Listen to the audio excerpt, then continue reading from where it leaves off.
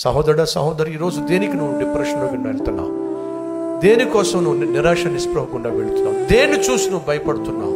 దేన్ని చూసి అయితే నువ్వు భయపడుతున్నావో, దేని గురించి ఆలోచించి నువ్వు నిరాశకుండా నిస్పృహకుండా వెళుతున్నావో, దేన్ని అయితే నువ్వు తలంచుకొని నా పని అయిపోయింది, నా బ్రతుకి మంచి రోజులు చూడవని అనుకుంటున్నావో అది వాస్తవము కాదో.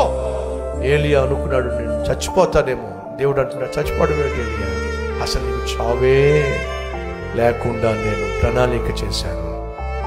ఈరోజు నువ్వు దేనికైతే భయపడుతున్నావో, దేనికైతే భీతి చెందుతున్నావో, దేన్ని చూసైతే నువ్వు ఈరోజు బ్రతకలేను అని అంటున్నావో, దేవుడు నీకు చెప్తున్నాడు, దేనికి భయపడుతున్నావో అది నీ దరిదాపులో కూడా రాకుండా నేను చేయబోతున్నాను.